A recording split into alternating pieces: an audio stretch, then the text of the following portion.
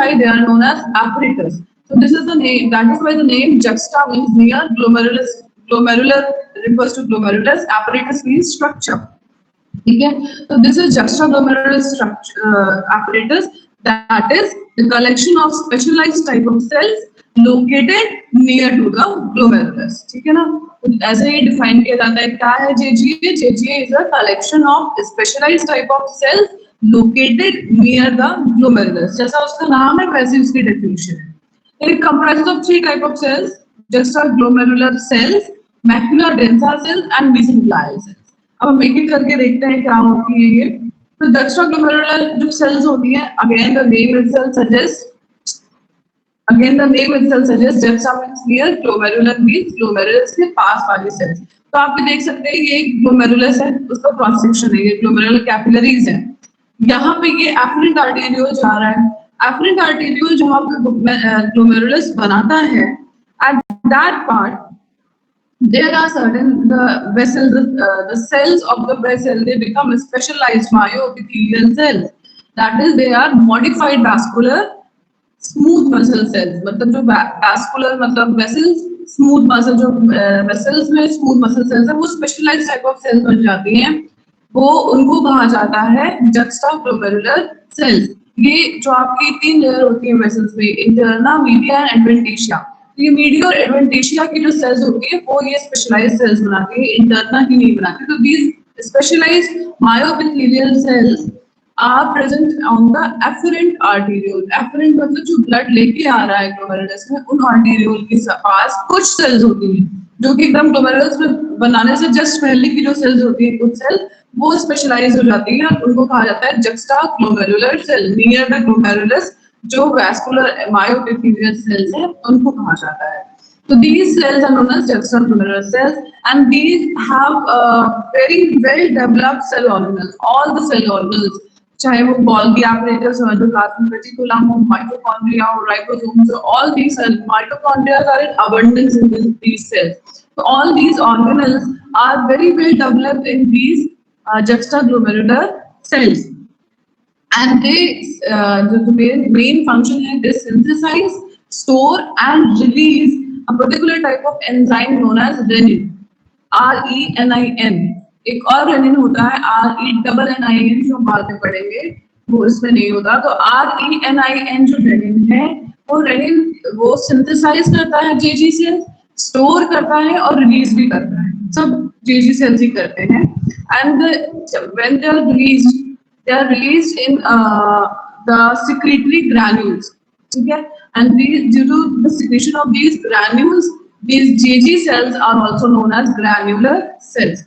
क्योंकि granules भी उसमें secrete करते हैं, इनको granular cells भी कहते हैं. And they act as baroreceptors.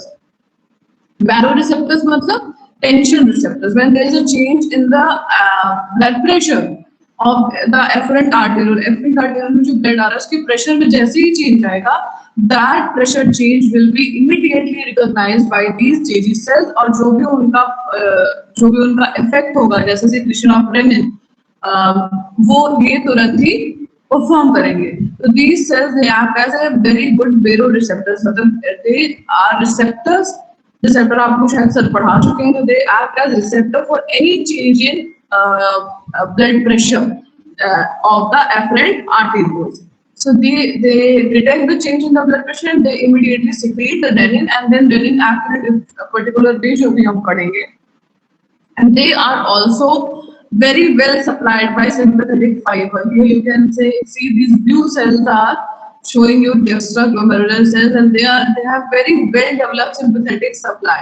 And again, due to this sympathetic stimulation also, they will be secreting high amount of renin in the circulation. अगर sympathetic stimulation भी करते हैं तो ये renin secretion increase हो जाता है इन वाले cells से. And also they act as vascular volume receptor. वैसे अगर प्रेशर चेंज को डिटेक्ट कर रहे हैं तो प्रेशर जो वेसल में वॉल्यूम अगर चेंज होगा तो वो उसको भी डिटेक्ट कर लेंगे, क्योंकि वॉल्यूम और प्रेशर रिलेटेड होता है. अगर वॉल्यूम चेंज होगा तो प्रेशर चेंज होगा. तो in that way they also monitor renal perfusion. Renal perfusion क्या हो गया, मतलब ब्लड से रीनल मतलब बोवेन कैप्सूल रीनल ट्यूब्यूल में कितना परफ्यूजन हो रहा है. ठीक है, कितना फ्लूइड जा रहा है उसको भी ये मॉनिटर कर पाते हैं, क्योंकि अगर ब्लड कम आएगा, ब्लड की कम वॉल्यूम आएगी तो कम जाएगा, कम परफ्यूजन होगा, कम फिल्ट्रेट बनेगा, अगर ज्यादा आएगी तो ज्यादा बनेगा, ब्लड ज्यादा फिल्टर होके रीनल ट्यूब्यूल्स में जाएगा। तो they also monitor the renal perfusion pressure by acting as vascular volume receptor, मतलब बैरो रिसेप्टर के साथ साथ ये वॉल्यूम के भी रिसेप्टर होते हैं। वो ऑब्वियसली बात है, क्योंकि अगर वो प्रेशर चेंज को डिटेक्ट कर पा रहे हैं तो वो वॉल्यूम चेंज को भी डिटेक्ट करेंगे। Then comes your macular densa cell. Macular densa cell again are very interesting type of cells. They are specialized renal tubular cells. मतलब जो renal, मैंने आपको बताया भी था स्ट्रक्चर बता रहे थे नेफ्रॉन का, तो ये जो renal tubule होती है जो आती है लूप ऑफ हेनले के बाद, जैसे कि आया ये आपका ब्रोमेंस कैप्सूल हो गया यहाँ पे, इसके ऊपर ये रेड कलर मरून जो कलर दिख रहा है ये जो मेरुलर कैपिलरीज हो गई, तो ये बोवेंस कैप्सूल आया, ये आ गया आपका convoluted proximal tubule, straight proximal tubule, then your descending thin limb, hairpin bend, ascending thin limb and thick ascending limb। ये thick limb जो है, ये जो thick ascending limb होता है, ये सारे टाइप ऑफ नेफ्रॉन से प्रेजेंट होता है। in its pathway जब ये ट्रैवल करता है तो it passes between afferent and efferent arteriole, और जहां ये afferent और efferent arteriole के बीच में से निकलता है, अगर हम इस पार्ट का क्रॉस सेक्शन लेंगे तो we can see it has a specialized type of cells. All other cells of that portion are simple cuboidal cells, but some of the cells are specialized renal tubular cells and they become columnar cells, and these cells are known as macular densa cell.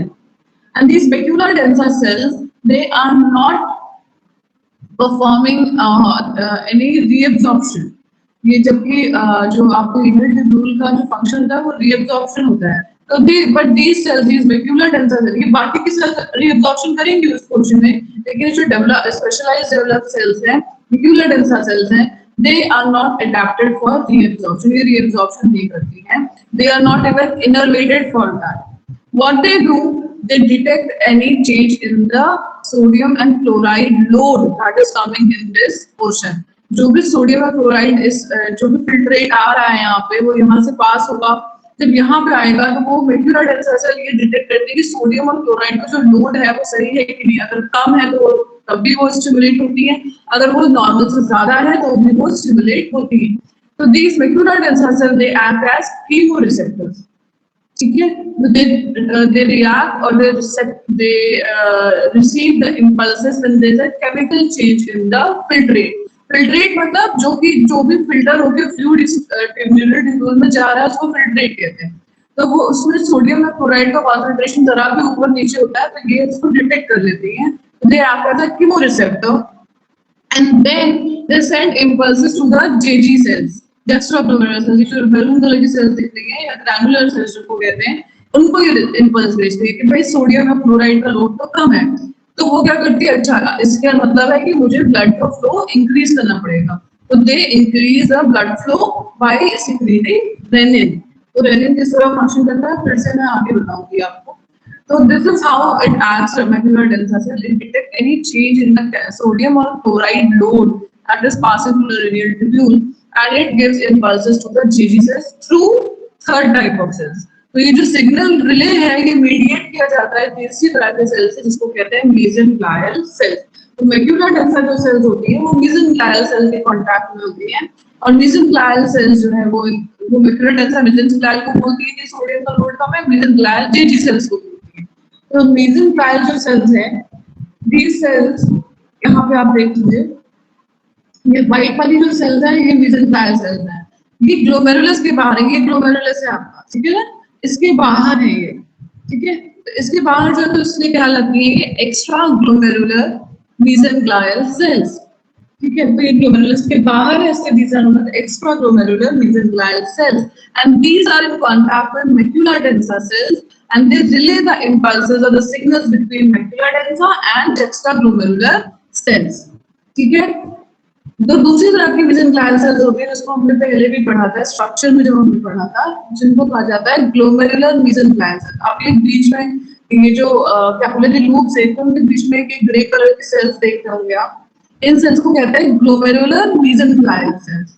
And these glomerular mesenchymal मतलब mesenchymal cells वो glomerulus के अंदर ही capillaries है उनके between capillaries के बीच में present है। तो these जो glomerular mesenchymal cells है, these cells are responsible for giving us support to the glomerular capillaries। उनके बीच में प्रेजेंट होते हैं तो उनको एक सपोर्ट मिलता है। And they also secrete extracellular matrix, ठीक है। तो that is why these two type of cells are different with each other, ठीक है। तो there are two types of mesenchymal cells, extraglomerular and glomerular। The extraglomerular mesenchymal cells form a part of juxtaglomerular apparatus। जो extraglomerular mesenchymal cells हैं वो JG apparatus के part होती है। जो glomerulus के अंदर mesenchymal cells है जो structural support प्रोवाइड कर रही है कैपिलरीज को, वो JG apparatus का पार्ट नहीं होती है। So these are the three type of specialized cells that come together and function in a way to form juxtaglomerular apparatus। And this apparatus is responsible for maintaining the blood pressure or renal blood flow। इससे पहले मैं आपको एक दिखा देती हूँ, यहाँ पे ये डायग्राम में ये आपकी एफरेंट आर्टेरियोल है, यहाँ से आ रही है। एफरेंट आर्टेरियोल के पास जो एंडिंग जब वो ग्लोमेरुलस बनाता है उससे जस्ट पहले जो सेल्स होती हैं उसकी वेसल की जो सेल वैस्कुलर सेल्स है जो वो सेल स्पेशलाइज्ड सेल्स बन जाते हैं। ग्रीन वाली सेल्स को दिखा रहे हैं, ये ग्रैन्युलर सेल्स हैं या जुक्स्टाग्लोमेरुलर सेल्स हैं। And they synthesize, store and secrete renin an enzyme that is responsible for maintaining the blood pressure, ठीक है। Then these cells enter the Bowman's capsule। ये ब्लू वाला जो पोर्शन आप देख रहे हैं ये Bowman's capsule है, ये उसकी बाहर वाली लेयर है और ये उसकी विसरल वाली लेयर है जो कि आपकी कैपिलरी फिल्ट्रेशन मेम्ब्रेन बनाती है, ठीक है। मैं आपको सब पढ़ा चुकी हूँ, अगर आपने जरा भी पढ़ा होगा ध्यान से तो आपको याद होगा। तो ये फिल्ट्रेशन मेम्ब्रेन की विसरल जो आपकी लेयर है Bowman's capsule की वो है और ये पैराइटल लेयर बाहर वाली लेयर है। तो ये स्पेस हो गई वो Bowman's स्पेस हो गई, ठीक है। तो यहाँ पे कैपिलरीज से ब्लड आता है, कैपिलरीज हर कैपिलरी में ब्लड जाता है और वो blood through this filtration membrane is getting filtered, ठीक है। अब फिल्टर हो रहा है तो यहाँ से जो फिल्टर होगा वो यहाँ स्पेस में आ जाएगा, इस स्पेस में, और स्पेस से कलेक्ट होके सब जगह से वो यहाँ चला जाएगा। ये आपको दिख रहा है प्रॉक्सिमल ट्यूब्यूल, येलो वाला पोर्शन जो दिखा रहा है ये प्रॉक्सिमल ट्यूब्यूल आ गई, तो यहाँ से यहाँ चला जाएगा। जो फिल्टर होता है, जो भी फिल्ट्रेट बन रहा है वो फिल्ट्रेट जो होता है it is similar with the blood except for the presence of plasma proteins and blood sales. उसमें हर वो चीज प्रेजेंट होती है जो कि ब्लड में होती है except for plasma proteins and blood vessels. तो it is similar in other compounds, ठीक है। तो ये उस तरह से पूरा मतलब सिर्फ प्लाज्मा प्रोटीन को और अगर ब्लड वेसल्स को छोड़ दिया जाए, या फिर अगर आप इस जगह पर मैं आपको याद दिलाऊं प्रोटीन बाउंडेड जो आपके सब्सटेंस है, जैसे हमने पढ़ा है बिलीरुबिन पढ़ा है। बिलीरुबिन जब एल्ब्यूमिन के साथ बाउंड होता है तो वो पास नहीं करता। तो प्रोटीन बाउंड जो सब्सटेंस होंगे और जो ब्लड सेल्स होंगे वो सिर्फ पास नहीं कर पाते, बाकी सारे कंपाउंड जो कि ब्लड में होते हैं वो पास करके वुमेन स्पेस में आ जाते हैं और वो फिर प्रॉक्सिमल ट्यूब्यूल में जाते हैं सब के सब। तो वो जो चीज, वो जो फ्लूइड फिल्टर होके आ रहा है उसको कहते हैं फिल्ट्रेट, ठीक है। और इस प्रोसेस को कहते हैं ग्लोमेरुलर फिल्ट्रेशन, ठीक है। मैं नेक्स्ट क्लास में फिर से बताऊंगी, पर अभी आपको ये समझना जरूरी है जब मैं आगे आपको रिनल फ्लो समझाऊंगी। तो this is known as glomerular filtration. और जो भी बनता है फ्लूइड उसको कहते हैं फिल्ट्रेट, और पूरा का पूरा फिल्ट्रेट चला जाता है प्रॉक्सिमल ट्यूब्यूल में। उसके बाद फिर से चेंजेस होते हैं, उसके बाद वो यूरिन फॉर्मेशन होता है। तो this is how it works. But then ये फिल्ट्रेशन जो होना है ये किस पे डिपेंड करेगा, जितना रीनल में ब्लड फ्लो आएगा। ब्लड फ्लो मतलब एफरेंट में जितना आएगा इफरेंट से जितना जाएगा, तो जितना ब्लड फ्लो है उसके हिसाब से यहाँ पे ग्लोमेरुलर फिल्ट्रेशन डिपेंड करेगा, ठीक है। फिर वो अगेन ब्लड फ्लो किस पे डिपेंड करेगा, ब्लड प्रेशर पे डिपेंड करेगा। तो ब्लड प्रेशर मेंटेन होना बहुत जरूरी है। For to maintain that blood pressure we have the specialized, again I'm telling you, specialized collection of specialized type of cells located just near the glomerulus of each and every nephron। Her nephron में ये होता है glomerulus, और हर nephron के पास जेजी apparatus होता है। तो सोचिए आपकी कितना सेंसिटिव एपरेटस है, इतने सारे अगर लगे तो अगर जरा सा भी माइनर सा भी चेंज आएगा तो इमीडिएट डिटेक्शन उसका हो जाता है ब्लड प्रेशर से। तो रेनिन तो this kidney plays a very important role in maintaining the blood pressure. That is why these cells are these green one are granular cells or just glomerular cells. ये जो आपकी बाहर पल्पन sales है, ये glomerulus की जो बाहर है, ये हो गई आपकी एक्स्ट्रा ग्लोमेरुलर मेसेंचिमल सेल, और यही सेम सेल जो यहाँ प्रेजेंट है, जो स्ट्रक्चरल सपोर्ट प्रेजेंट प्रोवाइड कर रही है कैपिलरीज को, ये हो गई ग्लोमेरुलर मेसेंचिमल सेल्स। इसके अलावा ये रीनल ट्यूब्यूल आपको दिखाई गई है कि थिक असेंडिंग लिम्ब आया यहाँ पे एफरेंट और एफरेंट के बीच में, तो इसमें कुछ सेल्स हैं वो स्पेशलाइज्ड हो गए, and these specialized cells are macula densa cells. So this is how the structure of JG apparatus is. Now, what is the function of juxtaglomerular apparatus? Of course, it is to maintain the blood pressure. Okay, so it secretes two type of hormones, renin and prostaglandins. Renin, again, I'm telling you, renin along with the renin along with angiotensin forms a system which is known as renin-angiotensin system that is responsible for maintenance of blood pressure. ठीक है, तो renin is a peptide with 340 amino acids and it is stimulated by various factors. जैसे कि renin कैसे stimulate होगा, renin तब secrete होगा जब भी JG cells आपकी stimulate होंगी।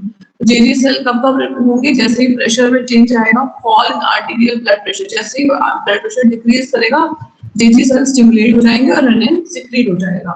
सिमिलरली उसमें मैंने आपको बताया कि JG सेल को बहुत ज्यादा हाई सिंपैथेटिक नर्व सप्लाई होगी, तो जैसे ही सिंपैथेटिक स्टिमुलेशन होगा again renin will be secreted from these cells. फिर मैंने आपको बताया था कि वो वॉल्यूम रिसेप्टर की है JG सेल्स, तो अगर ECF की वॉल्यूम भी डिक्रीज करेगी तो भी रेनिन, तो भी JG सेल्स को डिटेक्ट करेगा कि अच्छा वॉल्यूम जो आ रही है वो कम आ रही है, तो फिर तुरंत ही रेनिन को सिक्रीट किया जाएगा। फिर उसके अलावा कब होगा, जब मैक्युला टेंसा सेल अगर आपकी स्टिमुलेट होगी, मैक्युला टेंसा सेल कब स्टिमुलेट होगी, जब सोडियम और क्लोराइड का लोड कम हो जाएगा। तो अगर सोडियम और क्लोराइड का कॉन्सेंट्रेशन डिक्रीज कर रहा है मैक्युला टेंसा में, रीनल ट्यूब्यूल में, तो भी वो सिग्नल भेजेंगे और फिर JG सेल्स क्या करेंगे, रेनिन को सिक्रीट करेंगे। जैसे ही रेनिन सिक्रीट होगा in any of these cases, renin जैसे ही सिक्रीट होगा along with angiotensin, it will form a system which is known as renin-angiotensin system. And this renin-angiotensin system, how does it act? Whenever renin will be secreted due to drop in ECF volume, due to drop in blood pressure, due to increased sympathetic activity, drop in sodium load, whatever may be the reason, when renin will be secreted, renin जैसे ही secrete होगा तो liver में एक enzyme बनता है जिसका नाम होता है angiotensinogen. This is found in liver. So this renin secreted from the kidney will act on this specific plasma protein, ठीक है, and this angiotensin will be converted into angiotensin 1 in presence of renin. Angiotensin 1 जैसे ही बनेगा, angiotensin 1 is a decapeptide and this will be converted into angiotensin 2 in presence of an enzyme known as angiotensin converting enzyme ACE, जो कि lung से release होता है। ठीक है, तो सारे के सारे देख लीजिए, जैसे ही ब्लड प्रेशर डिक्रीज होगा तो सारे, क्योंकि जो भी मेजर ऑर्गन्स हैं वो डिटेक्ट कर लेते हैं कि अरे प्रेशर कम हो रहा है, तो वो जो उनका फंक्शंस हैं वो अपना काम करने लगेंगे। लिवर से एंजियोटेंसिनोजन सिक्रीट होगा साइमल्टेनियसली, यहाँ से रेनिन सिक्रीट होगा, एंजियोटेंसिन 1 जैसे ही बनेगा लंग से ACE सिक्रीट होगा, तो सब साथ में होता चलेगा और angiotensin 1 will be converted into angiotensin 2, and this angiotensin 2 is a octapeptide, and this angiotensin 2 is actually the active form. angiotensin 1 जो है वो फिजियोलॉजिकली इनएक्टिव होता है और सिर्फ प्रिकर्सर की तरह काम आता है, वो इसका कोई अपना फंक्शन नहीं होता ब्लड प्रेशर मेंटेन करने में, it acts only as a precursor for angiotensin 2। अब एंजियोटेंसिन 2 का इतना वास्ट होता है काम, इतना एलैबोरेट फंक्शन होता है एंजियोटेंसिन 2 का, आप देख सकते हो कि एंजियोटेंसिन 2 सबसे पहले तो जाएगा वो वेसल्स पे काम करेगा, ठीक है, डायरेक्टली वेसल्स पे काम करेगा। It is also known as hypertensin and it will cause constriction of blood vessels. Immediate first action, it will directly act on blood vessels and it will cause vasoconstriction, and due to vasoconstriction there will be an increase in the blood pressure, and this angiotensin 2 it is very potent vasoconstrictor. सारी vessels के साथ साथ ये direct kidney के भी काम करता है, ठीक है। किडनी में भी जो वेसल्स है मतलब एफरेंट आर्टेरियोल जो है वो भी उसको भी कॉन्स्ट्रिक्ट कर देता है, उसके कारण भी ब्लड प्रेशर इंक्रीज कर जाएगा, ठीक है। Then it will act on adrenal it will act on adrenal gland. Adrenal gland पे काम करेगा and it will secrete aldosterone. Aldosterone जो है वो क्या करता है, renal tubules पे काम करता है, जो कि सोडियम और क्लोराइड का जो आपका वो कम हो रहा था, रीअब्जॉर्प्शन भी कम हो रहा था, तो क्या करेगा, एल्डोस्टेरोन पे काम करेगा, और एल्डोस्टेरोन पे काम करने से क्या होगा, एल्डोस्टेरोन रीनल ट्यूब्यूल से reabsorption of sodium chloride and water will be increase, और जब ब्लड में सोडियम क्लोराइड और वाटर की वो इंक्रीज हो जाएगी, ब्लड वॉल्यूम इंक्रीज हो जाएगी, blood pressure there will be elevation in the blood pressure, so it acts in that way also. Then it will directly act on kidneys, directly kidney पे act करेगा, और क्या करेगा, जो कि वो सब में कर रहा था, वेसोकॉन्स्ट्रिक्शन इन जनरल कर रहा था, तो किडनी में भी इफरेंट आर्टेरियोल और इफरेंट आर्टेरियोल का जो वेसोकॉन्स्ट्रिक्शन करेगा, और वहां पे वेसोकॉन्स्ट्रिक्शन के कारण ब्लड प्रेशर वहां पे भी इंक्रीज कर जाएगा। तो बहुत ही एलैबोरेट फंक्शन होता है एंजियोटेंसिन 2 का, ठीक है। इसके साथ एंजियोटेंसिन 2 किडनी से प्रेजेंट जो ग्लोमेरुलर मेसेनकाइमल सेल्स हैं उनको कॉन्ट्रैक्ट करेगा, and this will lead to decrease in the surface area of glomerular capillaries and filtration, ठीक है। जब मेसेनकाइमल सेल्स को कॉन्ट्रैक्ट करेगा तो ग्लोमेरुलर कैपिलरीज का जो सरफेस एरिया है वो डिक्रीज कर जाएगा, and this will also decrease the filtration. So it acts in a very elaborated manner. It acts on various structures of the body so that it can increase the blood pressure altogether. जैसे ही decrease होगा तो वो इतना elaborate, तुरंत ये सब चीजें जो चेंजेस आए, एंजाइमेटिक चेंजेस आए, ये बहुत साइमल्टेनियसली होते हैं, इकट्ठे ये नहीं कि ये बनेगा फिर ये होगा फिर ये, एकदम साइमल्टेनियसली होता है। और जैसे एंजियोटेंसिन 2 बनता है ये हर जगह जाके एक्ट करने लगता है टू प्रोवाइड कि ब्लड प्रेशर इंक्रीज करे। इसके बाद जो एंजियोटेंसिन 2 है वो डायरेक्टली सीएनएस पे भी काम करता है, ये थर्स्ट सेंटर को स्टिमुलेट करता है जिसके कारण वाटर इनटेक इंक्रीज कर जाता है, ठीक है। It also increases the secretion of corticotropin releasing hormone and from hypothalamus. Corticotropin releasing hormone जो है वो एड्रिनल कॉर्टेक्स से जो हार्मोन निकल, जो रिलीजिंग हार्मोन है वो पिट्यूटरी के ट्रॉफिक हार्मोन्स को रिलीज करते हैं। कि अभी आप एंडोक्राइन में पढ़ोगे बेटा, कोई भी जो हार्मोन है उसके लिए, जैसे थायराइड है तो थायराइड के लिए थायराइड स्टिमुलेटिंग हार्मोन जो है वो पिट्यूटरी निकालती है, ठीक है। जब पिट्यूटरी से थायराइड स्टिमुलेटिंग निकलता है तब वो थायराइड पे काम करता है, फिर वो थायराइड से थायराइड हार्मोन निकलता है, ठीक है। सिमिलरली पिट्यूटरी के हार्मोन है वो हाइपोथैलेमस के द्वारा गवर्न किए जाते हैं। हाइपोथैलेमस जो है वो स्टिमुलेटिंग हार्मोन्स को भी रिलीज करता है, तो उसको रिलीजिंग हार्मोन कहते हैं। तो वही यहाँ पे भी होता है, एंजियोटेंसिन 2 जो है वो हाइपोथैलेमस पे काम करता है, कॉर्टिकोट्रोपिन रिलीजिंग हार्मोन निकालता है, मतलब जो एड्रिनल कॉर्टेक्स को स्टिमुलेट करने वाला हार्मोन है उसको रिलीज करने का हार्मोन होता है ये कॉर्टिकोट्रोपिन। ट्रॉफिक हार्मोन्स मतलब फिर किसी और को जाके स्टिमुलेट करते हैं, किसी और हार्मोन की रिलीज को। तो कॉर्टिको मतलब कॉर्टेक्स से निकलने वाले ट्रॉफिक हार्मोन के लिए जो रिलीजिंग हार्मोन है वो हाइपोथैलेमस से निकलता है, वो पिट्यूटरी पे एक्ट करता है, फिर पिट्यूटरी निकालता है एड्रेनोकॉर्टिकोट्रोपिक हार्मोन, मतलब एड्रेनल कॉर्टेक्स से जो हार्मोन निकलना है उसके लिए स्टिमुलेटिंग हार्मोन एड्रेनोकॉर्टिकोट्रोपिक हार्मोन। तो ये एसीटीएच जो है वो जाके एड्रेनल ग्लैंड पे काम करता है and that causes increase in anti diuretic hormone, ठीक है। तो इस तरह से ये पूरा एक वो होता है जिससे कारण एंटी डायूरेटिक हार्मोन का एक्शन, फिर वो होता है कि उसका water reabsorption and all those things will increase. So this is how it acts. Angiotensin acts in a very elaborated manner and it causes increase in blood volume and increase in blood pressure. ठीक है, तो जो ECF volume decrease कर गया था, जो blood pressure decrease कर गया था, वो फिर से मेंटेन हो जाता है due to this renin angiotensin system. इसलिए किडनी का बहुत इंपॉर्टेंट फंक्शन है। So this was all about JGA। तो JGA का काम यही होता है, इतना हमने जो पढ़ा कि ग्लोमेरुलर एपरेटस का क्या काम है, ग्लोमेरुलर एपरेटस का काम यही होता है कि जो 3 तरह के सेल्स हैं ये थोड़ा सा भी चेंज अगर वॉल्यूम में या प्रेशर में या सोडियम क्लोराइड लोड में जरा सा भी माइनर चेंज आएगा, this cell will detect that changes immediately and they will act in a way to restore the equilibrium. फिर से सेम चीज आ जाए, फिर से इक्विलिब्रियम मेंटेन है, they will act in that way immediately. So that is why juxtaglomerular apparatus is very important. Then we have the next topic is renal blood flow.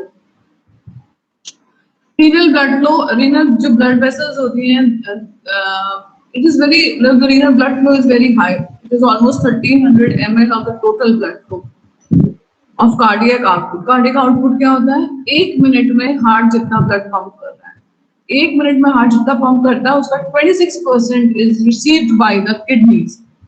So that is a very high blood flow for kidney. That is almost 1300 ml per minute. So why this high blood flow is required? This is not required for metabolic requirements. Metabolic need नहीं होती है kidney की, but for filtration purposes. जो ये high blood flow होता है ये it makes sure that the blood is filtered continuously and properly. इसलिए इतना हाई ब्लड फ्लो होता है। ऐसा नहीं है कि किडनी को इतने ऑक्सीजन की या इतने न्यूट्रिएंट्स की जरूरत होती है, तो मेटाबॉलिक नीड्स को does not meet the metabolic need of kidney. Metabolic needs को पूरा करने के लिए इतने हाई ब्लड फ्लो नहीं है। ये हाई ब्लड फ्लो इसलिए कि अपनी ब्लड को अपने फिल्ट्रेशन की और अपने एक्सक्रीशन की जरूरत है, इसलिए इतना ज्यादा हाई ब्लड फ्लो होता है किडनी में। सो these kidneys, for this purpose, they have highly specialized blood vessel system. बहुत स्पेशलाइज्ड, बड़ा पर्टिकुलर सा और बहुत अगर कहा जाए तो सुंदर सा सिस्टम पूरा होता है, इनका स्ट्रक्चरल सिस्टम होता है ब्लड वेसल्स का, and they are very highly specialised. So if we see the arrangement, अगर हम पहले आर्टेरियल वेसल्स का अरेंजमेंट देखें तो it starts with renal artery, and renal artery is a direct branch of abdominal aorta. Abdominal aorta की direct branch होती है renal artery में, and this renal artery passes into the hilus. Hilus मैंने आपको पढ़ाया है, द स्मॉल कॉन्केव जो आपका साइड होता है, कॉन्केव मार्जिन जो होती है आपके किडनी की, उसमें जो एक इंडेंटेशन होता है, जो ओपनिंग होती है, उसको हाइलस कहते हैं. तो renal artery enters the kidney from the hilus. Hilus से एंटर करने के बाद इन द साइनस, जो पार्ट आता है उसको साइनस कहते हैं.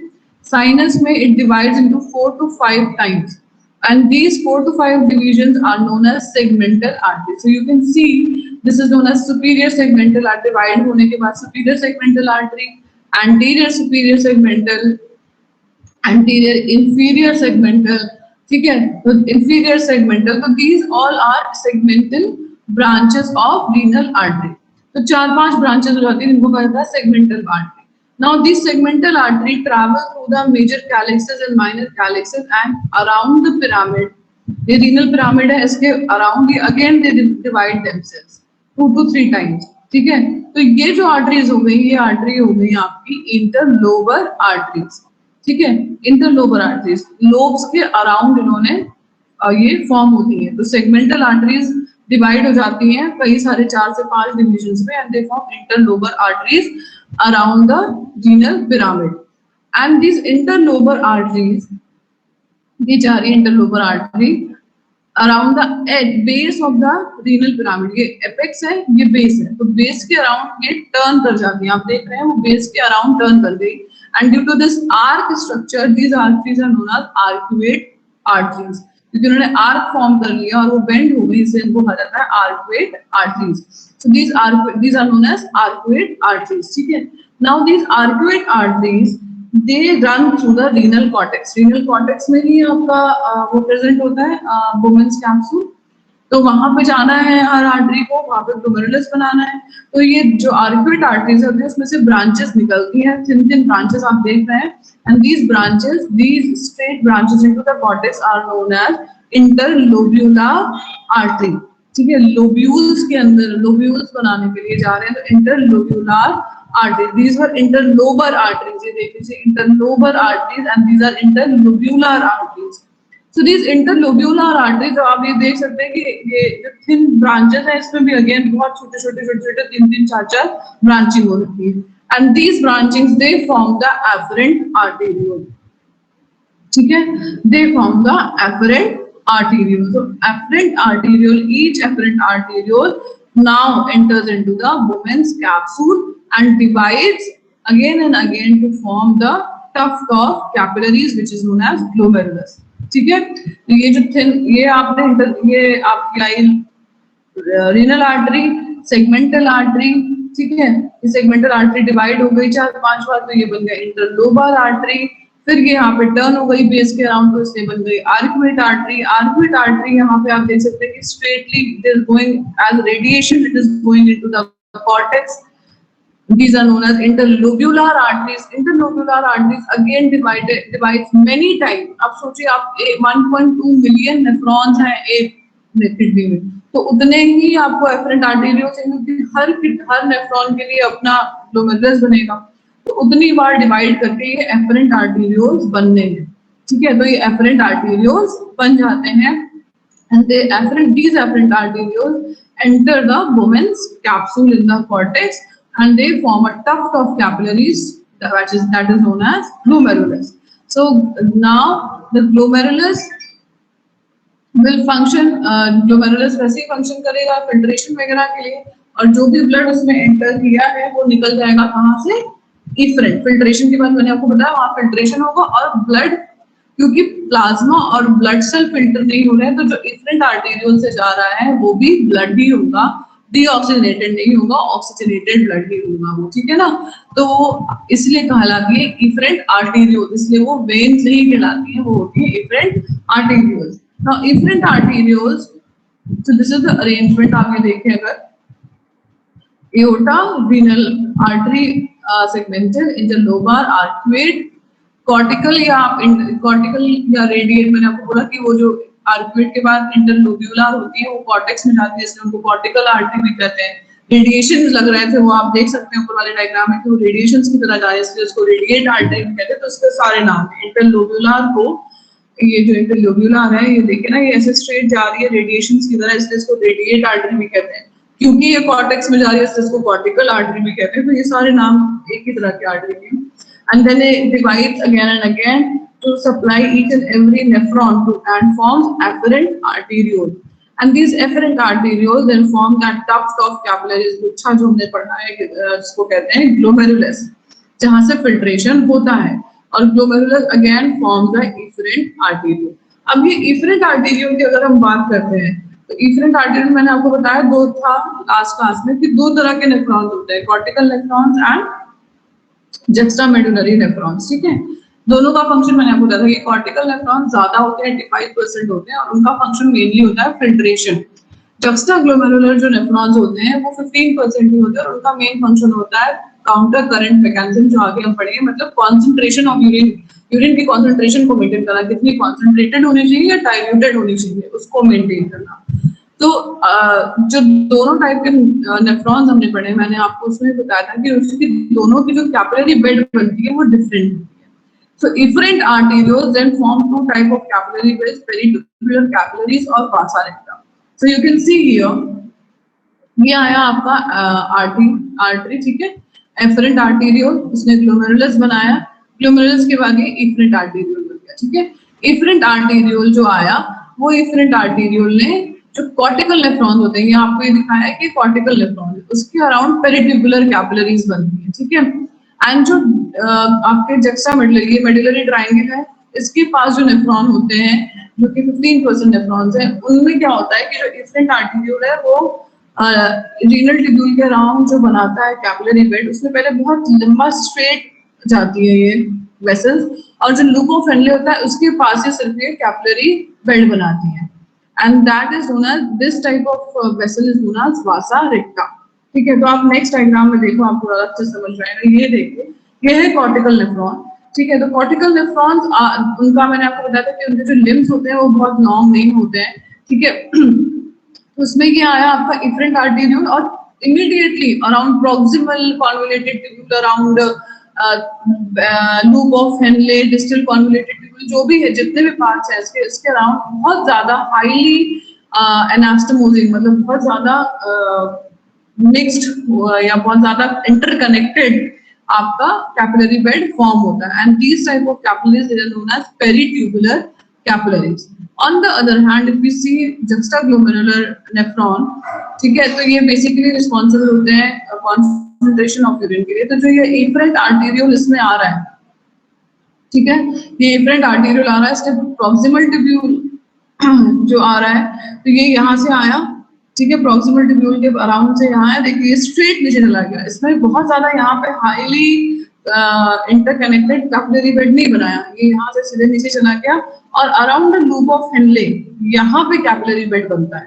ठीक है, इसमें क्या था, इसमें आप देख सकते हैं कि बहुत ज्यादा पूरा ऊपर से लेकर नीचे तक पूरा इंटरकनेक्टेड बेड है कैपिलरी बेड. इसमें ऐसा नहीं होता, इसमें थिक लिम्स के अराउंड कैपिलरी बेड नहीं बनता. जो लूप ऑफ हेनले है, जो हेयरपिन बेंड है, स्पेशली उसके अराउंड ही आपका कैपिलरी बेड बनता है, and this type of vessels are known as vasa recta. ठीक है, तो इसके बाद ये यहाँ पे कनेक्टेड, यहाँ से जब जाती है तब ये बनाता है वेन्स, क्योंकि अब सारा ऑक्सीजन वगैरह यूटिलाइज हो चुका होता है. ठीक है, कैपिलरीज के बाद. ठीक है, ग्लोमेरुलर जो है वो वहां पे ऑक्सीजन यूटिलाइज होगा. जब यहाँ पे वासा रेक्टा और पेरिट्यूबुलर कैपिलरीज है, यहाँ पे ऑक्सीजन और न्यूट्रिएंट्स भी यूटिलाइज हो जाते हैं, तो वो बनता है वेनस, वेन सप्लाई बनती है. अब वेन्स का क्या होगा, सेम स्ट्रक्चरल डेवलपमेंट होगा. यहाँ पे ये वेन्स कैपिलरीज से आई, ये आ गई आपकी ये आ गई आपकी इंटरलोबुलर वेन. ठीक है, इंटरलोबुलर वेन कनेक्ट होके बन जाएगी आर्कुएट वेन. सेम आपका फॉलो करेगा, आर्कुएट वेन बन जाएगी इंटरलोबर बन जाएगी रीनल वेन, और रीनल वेन कहाँ पे ड्रेन करेगी, इंफीरियर वेना कावा में. तो जो कोर्स यहाँ पर था वही सेम कोर्स यहाँ पे होगा, बस उल्टे डायरेक्शन में होगा. ठीक है, तो वो जितने भी पेरिट्यूबुलर कैपिलरीज है वो अपना ब्लड कलेक्ट करके कहाँ देंगी, कॉर्टिकल या इंटरलोब्यूलर वेन्स में देंगी. फिर वो सारी वहां से कलेक्ट करके आर्कुएट वेन में देंगे, जो कि रीनल पिरामिड के बेस से कलेक्ट करते हुए उसके एपेक्स तक जाएगा. वहां पे वो कहलाएगा इंटरलोबर वेन. इंटरलोबर वेन जो है वो सारी कनेक्ट करके इकट्ठा बना लेंगी रीनल वेन. रीनल वेन जो है वो हाइलस से बाहर निकलेगी और ड्रेन करेगी अपना सारा deoxygenated current to the inferior vena cava. So this is the blood vessels arrangement of blood vessels, blood supply of the kidneys. Now, this is very important. Characteristics of renal blood flow.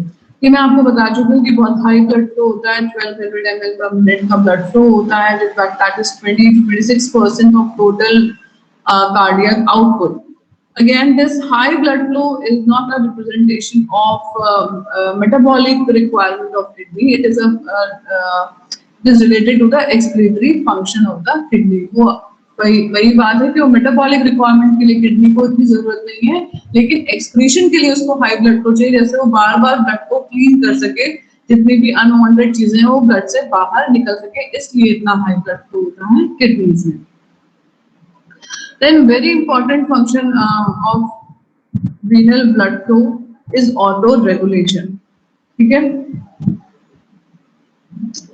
auto regulation. What is auto regulation?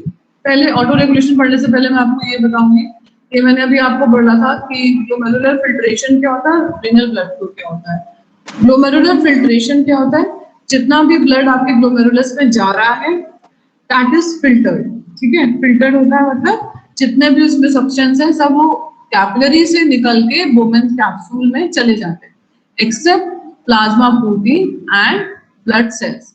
ठीक है, उसको कहते हैं glomerular filtration. ठीक है, और जितना वो पर मिनट होता है that will become the glomerular filtration rate. और ये जो फिल्ट्रेशन है किस पे डिपेंड करेगा, रीनल ब्लड फ्लो पे. ब्लड फ्लो मतलब एफरेंट आर्टेरियोल से कितना ब्लड आ रहा है, it will depend upon that. ठीक है, अगर ब्लड फ्लो ज्यादा होगा तो फिल्ट्रेशन भी ज्यादा होगा, ब्लड फ्लो कम होगा तो फिल्ट्रेशन भी कम हो जाएगा. But there is a interdependence between the RBF मतलब renal blood flow, GFR मतलब glomerular filtration rate, and the blood pressure. blood pressure कैसे relate करता है इन दोनों से. तो अगर हम ये देखें, आप ये देखो, अगर हमारा डायलिटेशन हो जाता है एफरेंट आर्टेरियोल, ठीक है, एफरेंट आर्टेरियोल की ल्यूमेन में कोई फर्क नहीं पड़ा, एफरेंट आर्टेरियोल में डायलिटेशन हो जाता है.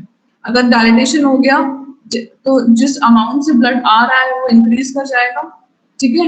और यहाँ से कोई तो ये जितना ज्यादा ब्लड आएगा उतना ज्यादा फिल्ट्रेशन होगा, उतना ज्यादा GFR होगा, ठीक है। सिमिलरली अगर हम इसको डिक्रीज कर दें तो ब्लड वॉल्यूम ही कम हो जाएगी जो आ रही है, ब्लड प्रेशर कम हो जाएगा, तो आपका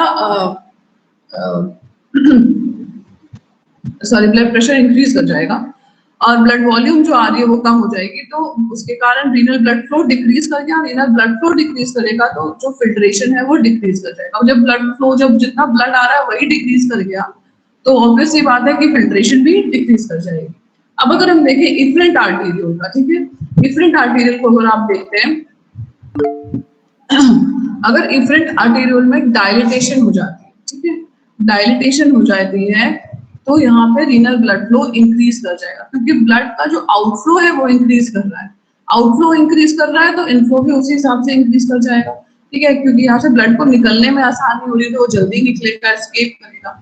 अब जल्दी अगर वो बाहर निकल जाएगा, एस्केप जल्दी कर जाएगा यहाँ से, तो यहाँ पे क्या होगा, कम देर के लिए रुकेगा ब्लड, कम देर के लिए रुकेगा तो ब्लड फिल्ट्रेशन जो है वो डिक्रीज कर जाएगा, ठीक है। अब अगर यहाँ पे मैं वापस से बात करूँ कि जब हमने एफरेंट का इंक्रीज किया था, ठीक है, एफरेंट का जब हमने वेसल के साइज को इंक्रीज कर दिया था, डायलिटेशन हो गया था, तो अंदर इनफ्लो इंक्रीज, ब्लड का आना इंक्रीज हुआ था, लेकिन हमने यहाँ पे कोई चेंज नहीं किया था इफरेंट में, तो ब्लड फ्लो का जाना जो है वो सेम था, ठीक है। तो आना ज्यादा हो रहा था, ब्लड आ ज्यादा रहा था, निकल कम रहा था, इसके कारण रुक वो ज्यादा रहा था यहाँ पे ग्लोमेरुलर पे। जब वो यहाँ ज्यादा देर रुकेगा तो यहाँ ज्यादा से ज्यादा फिल्ट्रेशन होगा, इसलिए GFR इंक्रीज कर गया था, ठीक है। तो यहाँ पे क्या हुआ, यहाँ आ धीमे रहा है, जा जल्दी रहा है, तो वो उसको यहाँ पे फिल्ट्रेशन का टाइम ही कम मिल रहा है। जब टाइम ही कम मिलेगा तो GFR डिक्रीज कर जाएगा, ठीक है। सेम थिंग यहाँ होती है, अगर इफरेंट आर्टेरियल को हम डिक्रीज कर कॉन्स्ट्रिक्ट कर देते हैं, ठीक है, यहाँ पे कॉन्स्ट्रिक्शन नहीं हुआ है तो यहाँ पे जो ब्लड फ्लो आ रहा है वो ज्यादा है, निकल रहा है वो कम है, ठीक है, तो यहाँ पे उसको रुकने का ज्यादा टाइम मिल रहा है तो GFR इंक्रीज कर देगा। ऑल्दो ब्लड फ्लो डिक्रीज करेगा क्योंकि यहाँ से ब्लड फ्लो कम हो रहा है, तो ब्लड फ्लो डिक्रीज करेगा लेकिन GFR इंक्रीज कर जाएगा, ठीक है। This is how renal blood flow and glomerular filtration are related to the change in the vessel lumen, ठीक है, इस तरह से रिलेटेड होते हैं, या आप कह लीजिए कि वो आपस में इस तरह से इंटर रिलेटेड है, ठीक है। मैं एक बार फिर से आपको समझाती हूँ कि जब एफरेंट आर्टेरियोल, फर्स्ट डायग्राम जो है ये वाला, जब एफरेंट आर्टेरियोल की डायमीटर इंक्रीज करेगी तो ब्लड फ्लो इंक्रीज कर जाएगा, ब्लड का इनफ्लो इंक्रीज, अंदर ग्लोमेरुलस में आना इंक्रीज हो जाएगा, ज्यादा से ज्यादा ब्लड आएगा। लेकिन क्योंकि इफरेंट में कोई डिफरेंस नहीं आया तो ब्लड फ्लो उतने तेजी से बाहर नहीं निकल पाएगा, इसलिए उसको फिल्ट्रेशन का ज्यादा टाइम मिल जाएगा, तो रीनल ब्लड फ्लो भी इंक्रीज हो रहा है और GFR भी इंक्रीज हो रहा है, ठीक है। अब अगर हम इसको एफरेंट आर्टेरियल को डिक्रीज कर देते हैं और ये अनचेंज्ड है तो ब्लड फ्लो तो डिक्रीज कर जाएगा, क्योंकि रीनल एफरेंट आर्टेरियल को हमने वो कर दिया है, कॉन्स्ट्रिक्ट कर दिया है, तो ब्लड फ्लो डिक्रीज कर जाएगा। ब्लड फ्लो डिक्रीज करेगा तो जब ग्लोमेरुलस में ब्लड ही कम आ रहा है तो फिल्ट्रेशन ही कम होगा, तो ये दोनों इस तरह से रिलेटेड हो गए। Then if we talk about the efferent arterial, ठीक है, इफरेंट आर्टेरियल को अगर हमने डायलेट कर दिया तो जो भी ब्लड आ रहा था वो जल्दी से जल्दी एस्केप करने लगेगा आराम से, ठीक है।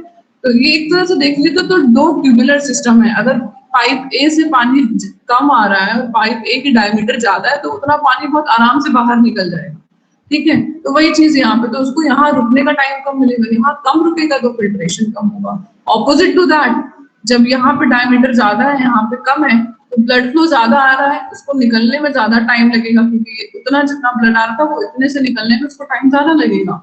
जब टाइम ज्यादा लगेगा तो उसको यहाँ रुकने का टाइम ज्यादा मिलेगा, तो यहाँ पे ज्यादा फिल्ट्रेशन हो पाएगा। तो इस तरह से these things are interrelated to the change in the pressure or change in the diameter of afferent and afferent artery, and this is how it is maintained। इसी तरह से इसको ब्लड प्रेशर को मेंटेन भी किया जाता है और इसी बेसिस पे ऑटो रेगुलेशन जो है वो निर्भर करता है। अब मैं आपको बताती हूँ ऑटो रेगुलेशन होता क्या है। ऑटो रेगुलेशन मतलब, ऑटो रेगुलेशन नाम ही अपने आप ही सजेस्ट कर रहा है, रेगुलेशन मतलब तो रेगुलेशन ही है। रेगुलेट करना, ऑटो मीन्स अपने आप को, ठीक है ना, अपने आप को अपने आप में ही रेगुलेट करना, मतलब this is an intrinsic ability. Kidney की अपने आप अपने अंदर ही ये एबिलिटी होती है कि अपने आप को ही अपना ही ब्लड फ्लो रेगुलेट करेगी। किडनी की खुद की कैपेबिलिटी है कि वो अपना ब्लड फ्लो, अपना ब्लड प्रेशर, जो इंट्रिंसिक ब्लड प्रेशर है, इंट्रिंसिक ब्लड फ्लो है, उसको वो मेंटेन कर पाए, and that is known as auto regulation.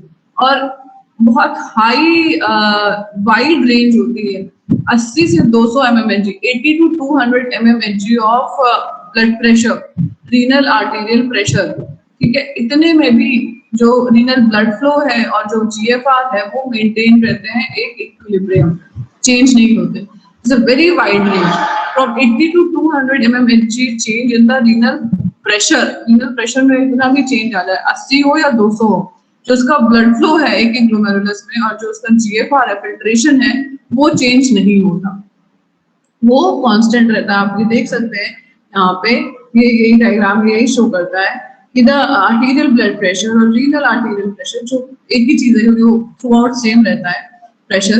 तो जैसे ही वो इंक्रीज करेगा, ठीक है, 80 की रेंज से, 80 के बाद रीनल ब्लड प्रेशर चाहे 200 तक चला जाए, ठीक है, जो रीनल ब्लड फ्लो है वो कांस्टेंट रहता है एट सर्टेन लेवल।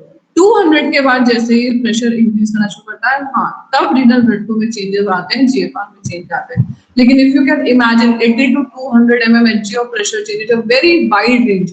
इसका मतलब है कि जो रीनल ब्लड फ्लो है वो इजिली फ्लक्चुएट नहीं करता, कि थोड़ा सा भी प्रेशर चेंज आया और रीनल ब्लड फ्लो फ्लक्चुएट कर दिया, ठीक है। जबकि प्रेशर बहुत जल्दी जल्दी, आप बैठते हैं, बैठ के खड़े होते हैं, आपका ब्लड प्रेशर बदल जाता है, आप खड़े होके लेट जाते हैं, आपका प्रेशर चेंज हो जाता है, ठीक है। लेकिन किडनी पे इस प्रेशर चेंज का कोई फर्क नहीं पड़ता, वो बहुत वाइड रेंज तक कांस्टेंट रहता है। और इसकी बहुत इंपॉर्टेंस है, फिजियोलॉजिकल इंपॉर्टेंस है, क्योंकि अगर ये हर छोटे छोटे प्रेशर चेंज पे किडनी का ब्लड फ्लो चेंज होगा, तो आप इमेजिन कर सकते हैं ब्लड फ्लो ज्यादा जल्दी जल्दी बदलेगा तो फिल्ट्रेशन बदलेगा, फिल्ट्रेशन बदलेगा तो वाटर और सोडियम का जो कॉन्सेंट्रेशन है वो भी बदलेगा। तो ज्यादा से ज्यादा जो सोडियम और वो आपका वाटर है वो आपका एक्सक्रीट हो सकता है, ठीक है।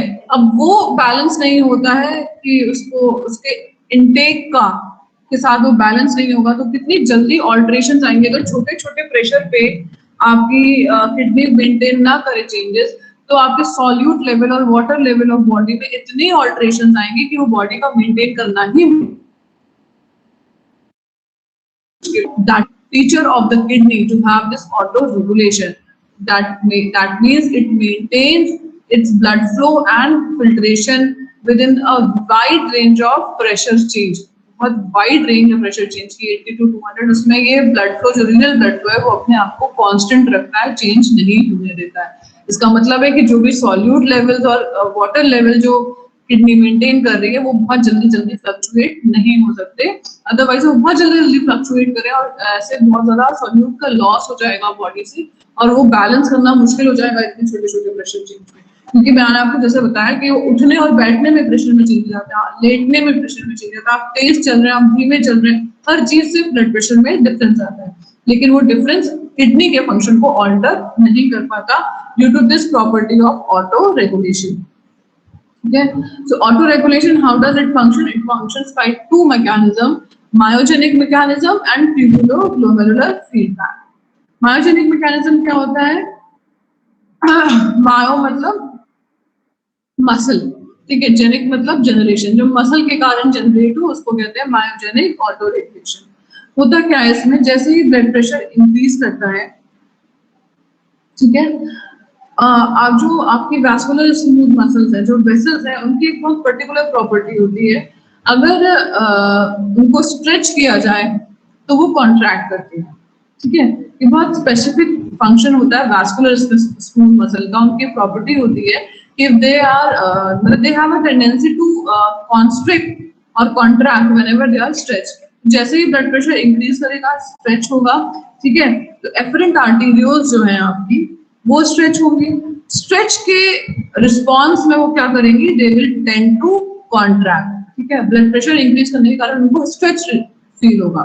स्ट्रेच जो है वो स्ट्रेच रिसेप्टर जो स्मूथ मसल सेल्स में, स्मूथ जो आपकी मसल है, आपकी वेसल्स की, उसमें जो सेल्स है स्मूथ मसल सेल वो उस स्ट्रेच को डिटेक्ट करेंगे due to presence of stretch receptors, and that will cause calcium influx, ठीक है, and this calcium influx will cause the contraction of the vascular smooth muscle. ये आपने पढ़ा है कि calcium contraction के लिए रिस्पॉन्सिबल होता है, तो जैसे कैल्शियम का इन्फ्लक्स होगा immediately these smooth muscles will contract in response to stretch and this will result in to vasoconstriction. तो जैसे ब्लड प्रेशर इंक्रीज करेगा, जो आपकी वेसल्स हैं, जो आपका एफरेंट आर्टेरियोल है, वो इमीडिएटली क्या करेगा, वेसोकॉन्स्ट्रिक्शन। वेसोकॉन्स्ट्रिक्शन से भी हमने क्या पढ़ा, एफरेंट आर्टेरियोल का ब्लड फ्लो डिक्रीज कर जाएगा, ब्लड फ्लो डिक्रीज करेगा तो जीएफआर डिक्रीज कर जाएगा, ठीक है। This is one of the way to maintain the blood flow. Otherwise अगर जैसे ही ब्लड प्रेशर इंक्रीज करता वैसे ही ब्लड फ्लो इंक्रीज कर जाता है, अगर ब्लड प्रेशर इंक्रीज करता तो डायलिटेशन होता और तुरंत ही ब्लड फ्लो इंक्रीज कर जाता, तुरंत ही जीएफआर इंक्रीज कर जाता, फिर से आपका सोडियम और वाटर लेवल जो आपका कॉन्सेंट्रेशन है वो डिस्टर्ब हो जाता बॉडी का। पर वैसा नहीं होता, जैसे ही प्रेशर इंक्रीज करता है आपकी एफरेंट आर्टरी जिसको डिटेक्ट करते हैं कि अच्छा यहाँ तो ब्लड प्रेशर इंक्रीज हो रहा है, तो स्ट्रेच रिसेप्टर स्टिमुलेट हो जाते हैं and that will lead to vasoconstriction, और कॉन्स्ट्रिक्शन के कारण प्रेशर जो ब्लड फ्लो है वो डिक्रीज कर जाएगा, जो जीएफआर है वो डिक्रीज कर जाएगा। Now the next one is tubuloglomerular feedback. This tubuloglomerular feedback, जैसे कि ये मायोजेनिक जो रेगुलेशन है वो एक्ट करता है आपके प्रेशर चेंज के ऊपर। जो ट्यूबुलोग्लोमेरुलर फीडबैक है वो एक्ट करता है आपके सोडियम क्लोराइड के कॉन्सेंट्रेशन के चेंज के ऊपर, ठीक है। तो tubuloglomerular as the name itself suggest, tubulo means tubular part, glomerular means glomerulus का पार्ट। तो ये मैक्युला डेंसा के साथ काम करते हैं, ग्लोमेरुलर सेल्स, ठीक है, उसके साथ काम करते हैं। तो जो this is based on NaCl concentration in the tubular fluid। तो जो आपके ट्यूबुलर ट्यूब्यूल्स में NaCl का कॉन्सेंट्रेशन कितना, सोडियम और क्लोराइड आयन का कॉन्सेंट्रेशन कितना, उनका लोड कितना है ट्यूब्यूल्स में, उसके ऊपर डिपेंड करता है। तो जैसे ही जीएफआर में चेंज होगा, फिल्ट्रेशन में चेंज होगा, अगर इंक्रीज कर जाएगा जीएफआर तो सोडियम और उसका जो वो है आपका सोडियम और क्लोराइड का लोड जो है वो इंक्रीज कर जाएगा, ज्यादा सोडियम क्लोराइड ट्यूब्यूल में पहुंचेगा। अगर ग्लोमेरुलस में डिक्रीज है फिल्ट्रेशन में, तो सोडियम क्लोराइड का कॉन्सेंट्रेशन डिक्रीज कर जाएगा। सो व्हाट हैपेंस, जैसे ही प्रेशर डिक्रीज करता है ग्लोमेरुलस में फिल्ट्रेशन डिक्रीज कर जाता है, फिल्ट्रेशन डिक्रीज करेगा तो सोडियम और क्लोराइड का कॉन्सेंट्रेशन भी डिक्रीज कर जाएगा, और ये decrease sodium chloride concentration will be detected by macula densa cells of the ascending thick limb, ठीक है। तो असेंडिंग थिक लिम्ब इसको डिटेक्ट करेगी, अच्छा कि आपका सोडियम क्लोराइड का जो लोड है वो तो कम है, and this will be these signals from macula densa cell will be sent to JG cells, to juxtaglomerular cells या granular cells to mesenchymal cells। जो JG apparatus हमने पढ़ा उसका ये फंक्शन है, उसको भेजेगी कि भाई सोडियम क्लोराइड का लोड डिक्रीज कर गया है, तो वो क्या करेगा, JG cells को सिग्नल भेजेगी, JG cell will then secrete renin and then all the angiotensin and everything, and that will act on the tubules and that will cause more reabsorption, and it will also act on efferent arterioles, ठीक है। efferent arterioles का आपका पे काम करेगा आपका ये, और उसकी रेजिस्टेंस को इंक्रीज कर देगा। अब efferent arteriole अभी हमने ऊपर पढ़ा, efferent arterioles की अगर रेजिस्टेंस इंक्रीज कर जाएगी तो हमने पढ़ा था कि फिर जो भी ब्लड आ रहा है ग्लोमेरुलस में उसको ज्यादा देर रुकेगा, ग्लोमेरुलस में ज्यादा देर रुकेगा क्योंकि वो स्लोली बाहर निकलेगा efferent arteriole से। तो जब वो ग्लोमेरुलस में ज्यादा देर रुकेगा तो फिल्टर ज्यादा होगा तो फिल्ट्रेशन ज्यादा होगा, तो सोडियम और क्लोराइड का लोड भी इंक्रीज कर जाएगा, ठीक है। तो this is how it acts, and it along with that it also causes vasodilation of afferent arteries. तो ये वाला कंडीशन बन गई जो मैंने आपको बताई थी, ये ठीक है।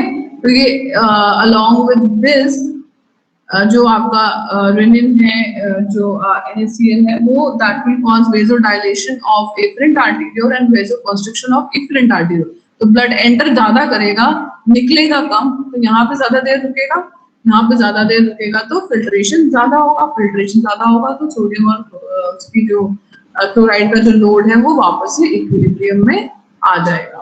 सो this is how it happens. ठीक है, this is tubuloglomerular feedback. As a name itself suggest, tubuloglomerular feedback. Tubule के थ्रू जो फीडबैक जा रहा है ग्लोमेरुलस के फिल्ट्रेशन को बैलेंस करने के लिए, that is known as tubuloglomerular feedback. ठीक है.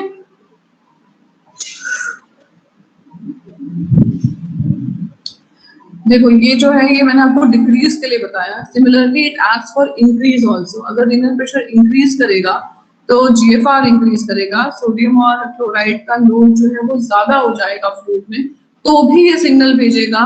और तो भी तब ये क्या करेगा, एफरेंट जब इंक्रीज NaCl है वो एफरेंट आर्टेरियोल को आपका उसका कॉन्स्ट्रिक्शन कर देगा एंड इफरेंट का डायलिटेशन कर देगा. तो फिर क्या हो जाएगा, फिर ब्लड एंटर कम करेगा ग्लोमेरुलस में, निकलेगा ज्यादा, तो फिर again GFR will be decrease. ठीक है. So it acts in both the ways. The tubulo-glomerular feedback acts in both the ways.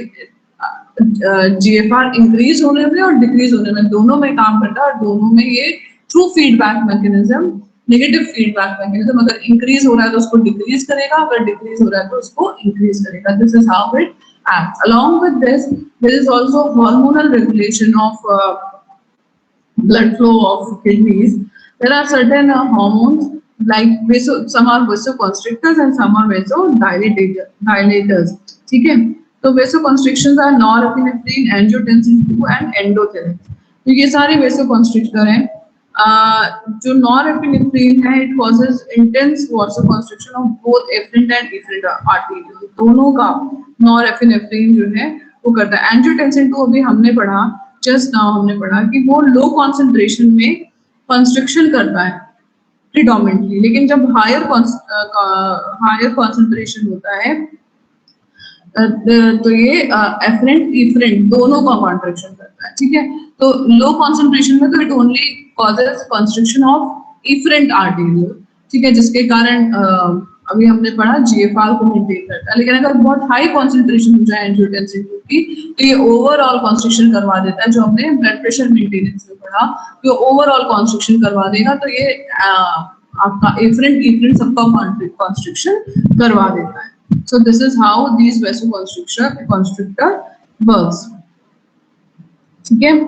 Then these are vasodilators, prostaglandin, nitric oxide. All these are vasodilators which act on both efferent and afferent arteriole. And but these prostaglandin, dopamine, and histamine are the ones that do not affect the GFR that much, but they change the renal blood flow. ठीक है.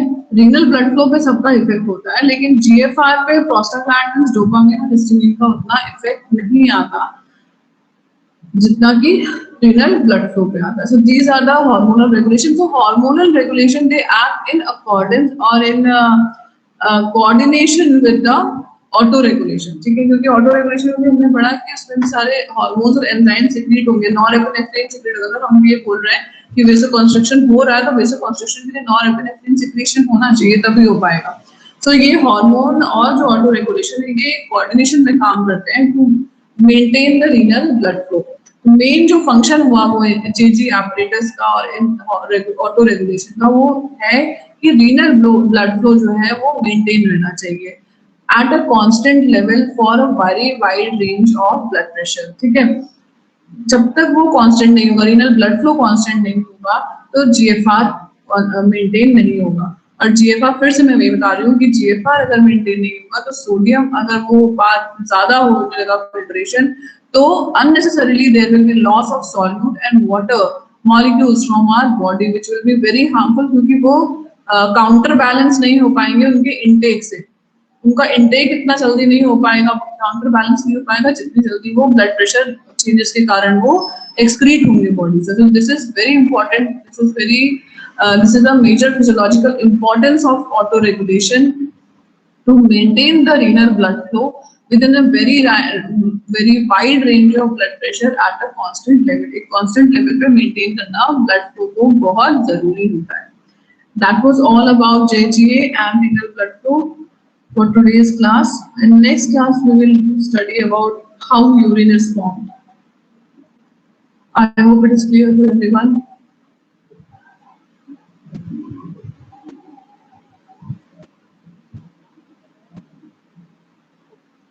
Hello? Yes, ma'am. Thank you, ma'am. Okay. So that was all. We will meet in next class and we'll with formation of urine. Okay? Okay. Yes, ma'am. Thank you, ma'am.